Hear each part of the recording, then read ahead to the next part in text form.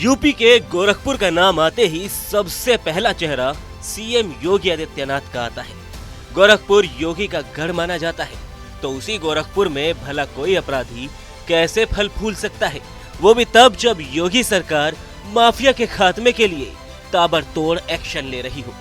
गोरखपुर के रहने वाले अपराधी विनोद उपाध्याय को सुबह तड़के एसटीएफ से हुई मुठभेड़ में मार गिराया गया।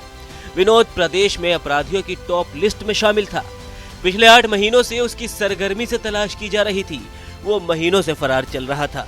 सितंबर में एडीजी जोन ने उस पर 1 लाख रुपए का इनाम भी घोषित किया था। विनोद ने चर्चित माफिया श्री प्रकाश शुक्ला के संपर्क में आने के बाद जुर्म की दुनिया में कदम रखा था, लेकिन अब उसका अंत भी श्री प्रकाश शुक्ला जैसा ही हुआ है। एसटीएफ एडीजी अमिताभ यश के मुताबिक शुक्रवार सुबह तकरीबन 3:30 बजे एसटीएफ की टीम ने सुल्तानपुर जिले में विनोद उपाध्याय को घेर लिया था, जिसके बाद दोनों तरफ से हुई फायरिंग में विनोद उपाध्याय ढेर हो गया। जानकारी के मुताबिक सुबह एसटीएफ टीम ने जब विनोद उपाध्याय को घेरा, जिसके बाद उसने भागने की कोशिश की। पुलिस पर कई राउंड की उसने फायरिंग भी की। जवाबी कार्रवाई में एसटीएफ ने भी कार्रवाई की, जिसके बाद गोली विनोद को लग गई। तभी एसटीएफ की टीम उसे तत्काल अस्पताल लेकर पहुंची, जहां इलाज के दौरान उसकी मौत हो गई। आपको बता दें कि विनोद एक संगठित गिरोह बनाकर गोरखपुर, बस्ती, संत कबीर नगर और लखनऊ में कई सनसनीखेज हत्या की वारदातों को भी अंजाम दे चुका है। आज हुई इस कार्रवाई का नेतृत्व एसटीएफ के डिप्टी एसपी दीपक कुमार सिंह कर रहे थे। एसटीएफ गोरखपुर क्राइम ब्रांच और गोरखपुर पुलिस कई महीनों से विनोद की तलाश में अलग अलग जगह पर छापेमारी कर रही थी। मुठभेड़ में विनोद के पास से एक Chinese pistol, 30 bore, stand gun, 9 mm factory made, जिंदा कारतूस, खोखा कारतूस और एक स्विफ्ट कार बरामद हुई है। विनोद पर कुल 35 मुकदमे दर्ज थे, जिसमें सबसे पहला मुकदमा 1999 में दर्ज हुआ था।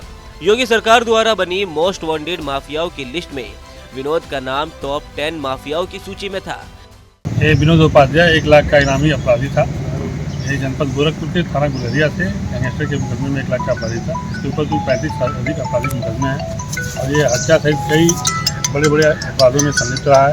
पूर्व में भी इसकी गिरफ्तारियाँ की गई हैं। हाल में जनपद गोरखपुर द्वारा गैंगस्टर एक्ट के तहत इसकी सारी संपत्तियों को कुर्क किया गया था। इसके द्वारा अवैध कब्जे की संपत्तियों को गिरवाया भी गया था।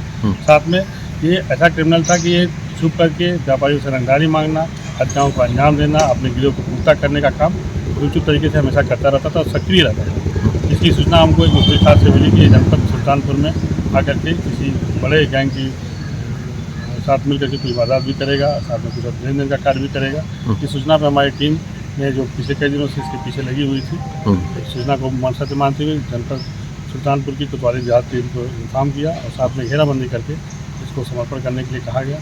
लेकिन इसने कोहरे का फायदा उठाते हुए टीले का आड़ लेकर टीमों पे लगातार फायरिंग करना शुरू कर दिया, जिसमें फील्ड टैक्टिक्स का उपयोग करते हुए हमारे साथी जवानों ने और हमने फायरिंग किया, जिसमें उसको गोलियां लगी। बाद में उसको अस्पताल ले जाया गया, जहां अस्पताल में इलाज के दौरान उसकी मृत्यु। के साथ बरामदगी में इसकी एक स्विफ्ट डिजायर कार मिली है, साथ में स्टैन गन मिला है, कारतूस मिले हैं और एक 30 की चाइनीज फैक्ट्री में कंपनी में एक पिस्टल भी मिली है। चाइनीज 30 बोर की 7.65 कारतूस भी मिले हैं और जो काफ़ी खतरनाक हथियार होते हैं वो 7 फुटर ही यूज़ करते हैं। इसको देख करके लगा कि एक बड़ी घटना करना। बताते चले कि साल 2007 में बसपा के टिकट पर विनोद चुनाव भी लड़ चुका है। विनोद ने साल 2007 में राजनीति में आने की सोची थी और इसके लिए उसने बहुजन समाज पार्टी को चुना था। जानकारी के मुताबिक उस वक्त बसपा के 2 नंबर के माने जाने वाले नेता से विनोद की काफी नजदीकियां थी। इतना ही नहीं, विनोद को साल 2007 में गोरखपुर जिले का प्रभारी भी बनाया गया और विधानसभा चुनाव के दौरान विनोद गोरखपुर की सदर सीट से प्रत्याशी बना। बसपा सुप्रीमो मायावती खुद उसका प्रचार करने गोरखपुर पहुंची थी। विनोद के कई किस्से मशहूर हैं, जिसमें सबसे ज्यादा बात की जाती है विनोद के थप्पड़ कांड की। विनोद एक थप्पड़ के बदले मर्डर करने से चर्चा में आया था। 2004 में गोरखपुर जेल में बंद एक अपराधी ने विनोद को किसी बात पर एक थप्पड़ मार दिया था।